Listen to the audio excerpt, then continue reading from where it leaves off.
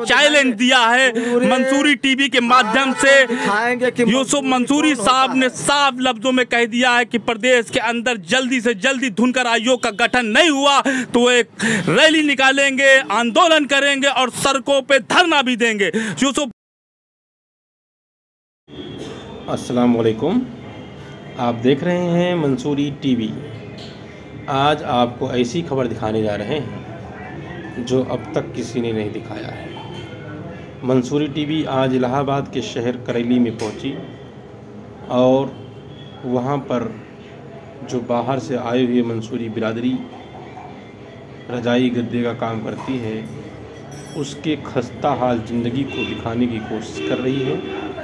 और इसमें हमारे सहयोग ऑल इंडिया जमातुल मंसूर के प्रदेश अध्यक्ष एडवोकेट यूसुफ मंसूरी साहब ने साथ दिया है और हमारे सहयोगी समीम मंसूरी साहब ने भी साथ दिया है।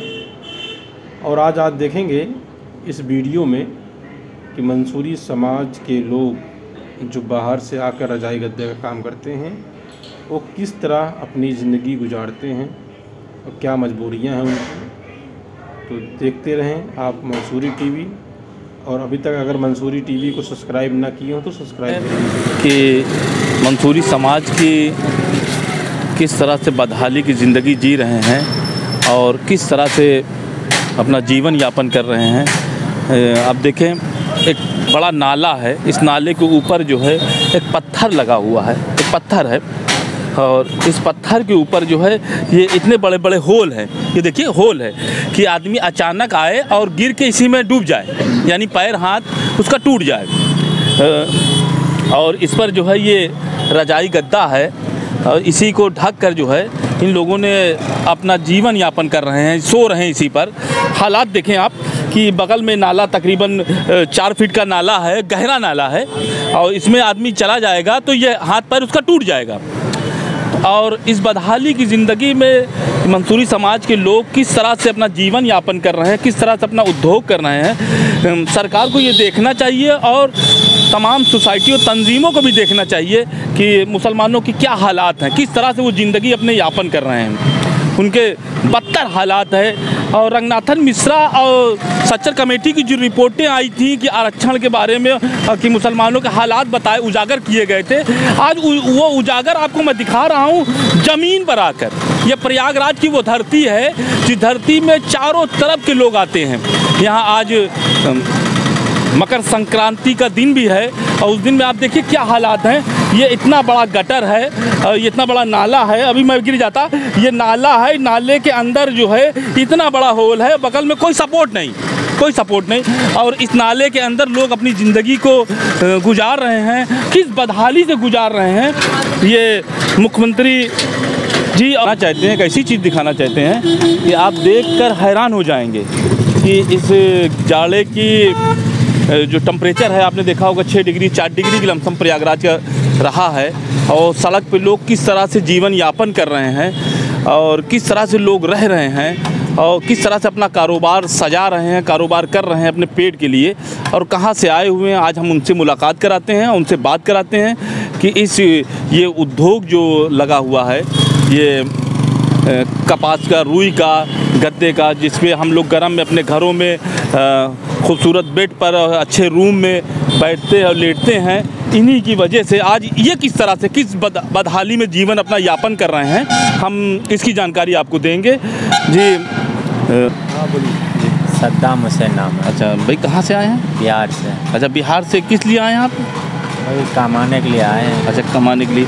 आप ये कारोबार आप ही का है? हाँ। ये कारोबार में कितना कमा लेते हैं? क्या मजदूरी पर मिल जाता है, दूसरे से काम करने से अच्छा अपना बैठे रहते हैं, करते हैं। अच्छा, तो ये यहीं आप सोते भी हैं? हाँ, यहीं पे सोते भी हैं। यहीं पे आप रहते हैं? हाँ। तो सरकार की तरफ से कोई मदद या किसी तरह की कोई हेल्प आपको मिलती है? नहीं, कोई हेल्प नहीं। तो अपनी फैमिली को लेके आए हैं?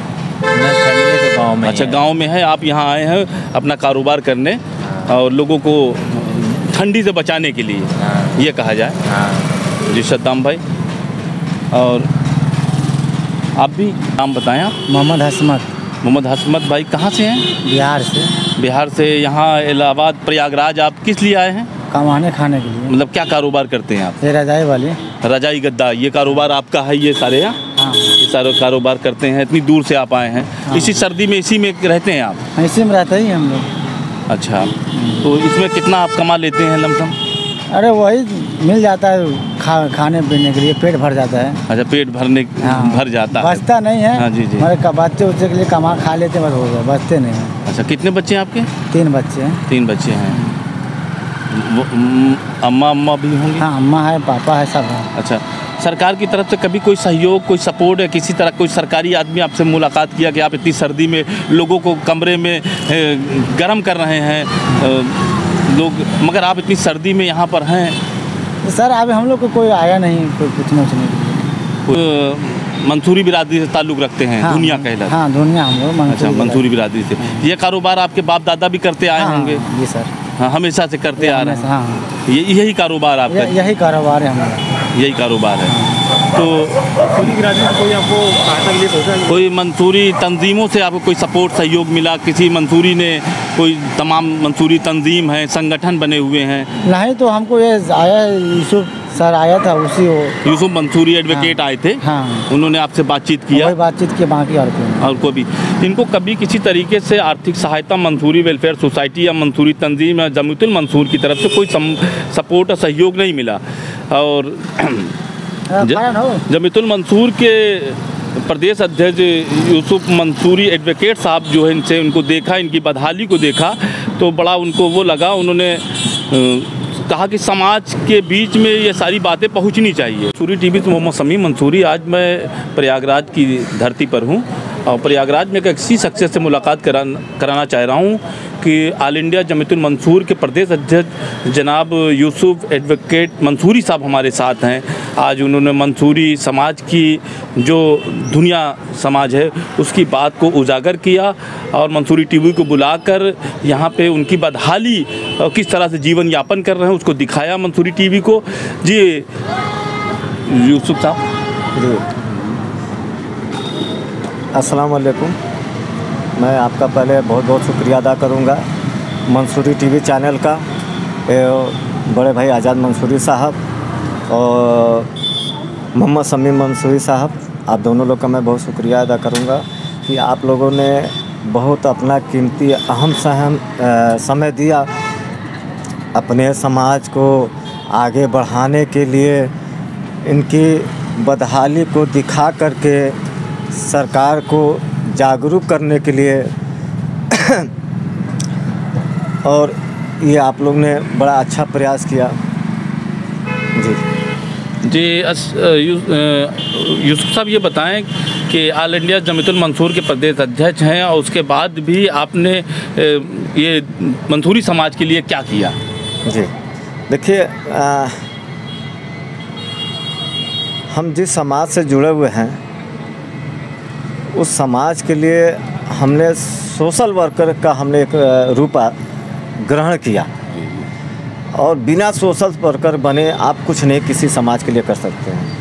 मेरे दिमाग में ये चीज़ें बहुत दिन से चल रही थी। जब मैंने देखा अपने चौराहे पर, अपने नगर में, ये हमारा क्षेत्र है, मैं इलाहाबाद हाई कोर्ट का पटिशनर हूँ, मैंने ये डेली में आता था, यहाँ देखता था इन लोगों की ये किस हिसाब से रह रहे हैं, इनके रख रखाव आप देख रहे हैं। इनकी कोई पर्टिकुलर व्यवस्था नहीं थी। मैं आया, इन लोगों से मिला, मैंने पूछा, मैंने कहा भाई क्या ज़रूरत है आपको, किसी प्रकार की ज़रूरत है, रात बिरात आपको शासन प्रशासन या कोई प्रकार की आपको ज़रूरत पड़ रही है, खान पीन से लगाए कोई भी चीज़ की, तो मैंने इनको भाई को मैंने ऑफ़र किया कि आप लोग जितने दुकानदार हैं, आपके कोई भी रात बिरात किसी प्रकार की समस्या अगर उत्पन्न होती है तो आप हमसे बेहिचक हमसे संपर्क करें। अच्छा वकील साहब, ये बताएं कि आप सरकार से क्या चाहते हैं? सरकार से हम देखिए कुछ मुख्य हमारी मांगे। जी हमारा मंसूरी समाज, जिसको आप धुनकर समाज के नाम से भी जानते हैं, कॉटन और रेशम का काम किया इसने, पाक साफ, ये स्वच्छ काम है, ईमानदारी का 1 नंबर का काम है। और इस ठंडी में ये हमको जिलाने का काम करते हैं, आपको जिलाने का काम करते हैं, पूरे हिंदुस्तान के, पूरे वर्ल्ड को जिलाने का काम करते हैं, ठंडी से बचाते हैं। और सरकार से आप क्या चाह रहे हैं? मैं उसी पे आ रहा हूँ। अब सरकार का ध्यान मैं उस चीज़ पे आकर्षित करना चाहता हूँ कि भाई आपके ही समाज का एक ऐसा वर्ग जो इतना बड़ा महत्व रखता है अपने समाज के लिए और उसकी बदहाली ये है, तो लिहाजा हम सरकार से चाहेंगे कि देखिए आपके पास सिस्टम है, आपके पास व्यवस्थाएं हैं, लिहाजा उस सिस्टम व्यवस्था का हमको भी कुछ योगदान मिले। कैसे मिले?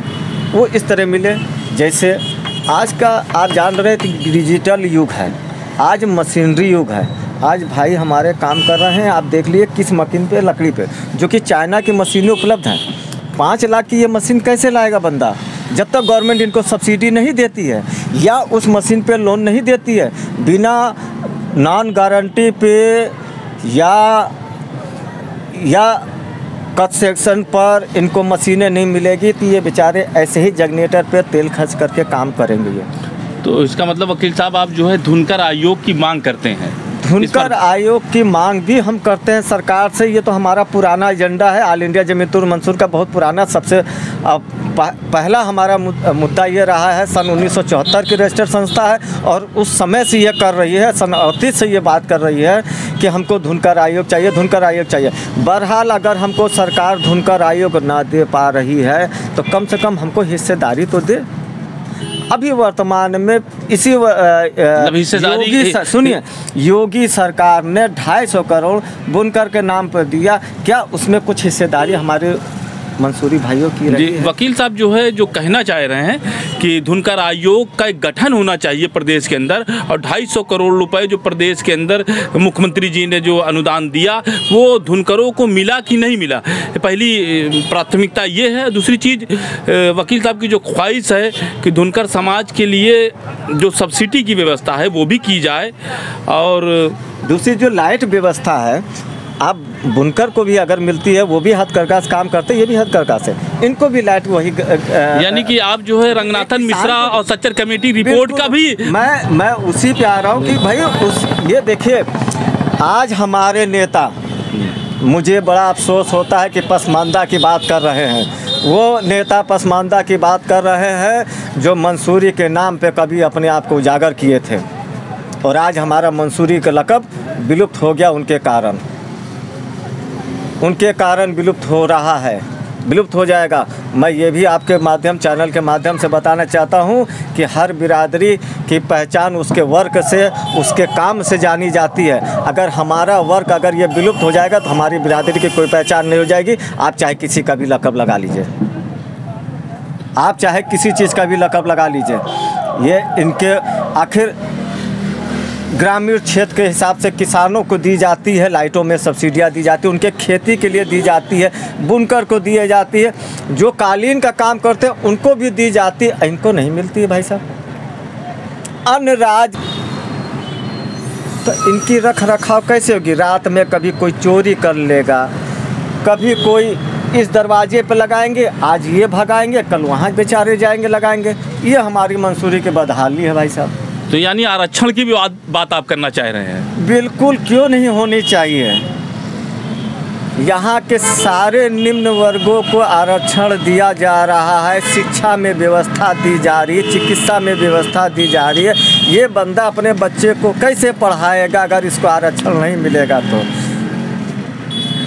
जी, सरकार से जो वकील साहब की मांग है, ये रंगनाथन मिश्रा और सच्चर कमेटी की रिपोर्ट का भी बंद लफ्ज़ों में इशारा किया कि प्रदेश के अंदर या देश के अंदर मुसलमानों को, दुनिया समाज को, अदर कास्ट जो बैकवर्ड में आती हैं उनको आरक्षण मिलना चाहिए।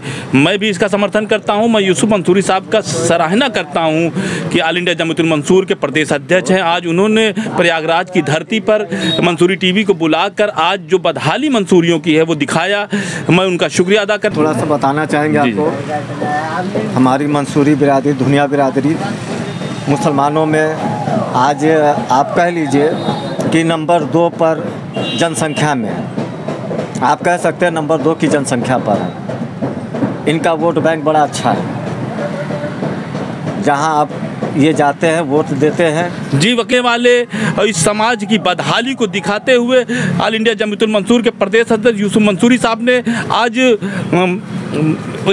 स्टेट गवर्नमेंट को हिला दिया, उत्तर प्रदेश की गवर्नमेंट को हिला दिया, ओट की बात करके आज हिलाने का काम कर दिया। कि जी यूसुफ साहब बताएं कि किस तरह से हिलाएंगे आप? बिल्कुल हम इस तरह हिलाएंगे, अगर आप हमारे नहीं है तो हम आपके नहीं हैं। तो यानी आप सीधा चैलेंज करते हैं मुख्यमंत्री जी को? देखिए, हम वैसे भी रोटी खा रहे हैं, रोड पे रह रहे हैं, कुछ मिल नहीं रहा, आगे भी वैसे जिएंगे, मर जाएंगे, कल को चले जाएंगे, दुनिया से फना हो जाएंगे। भाई यही होता है ना, निम्न वर्ग क्या होता है, ऐसे ज़मीन पे खाता है, ऐसे जीता, ऐसे मर जाता है, चला जाता है। आज हम ऐसे इतने बड़े वर्ग, हम गिनती में वर्ग होते हुए हमारा व्यापार देखिए कितना पाक साफ है, कितना स्वच्छ है। जो कपड़े कॉटन के टुकड़े या पुराने कपड़े जो निकलते थे वो फेंक दिए जाते थे, समाज में गंदगी होती थी। आज अमरोहा में चलिए 1400 फैक्ट्री आपको मिलेंगी कि उन्हीं टुकड़ों को एकत्रित करके रुई बनाई जाती है और एक नंबर को उसमें काम में लाई जाती हैं।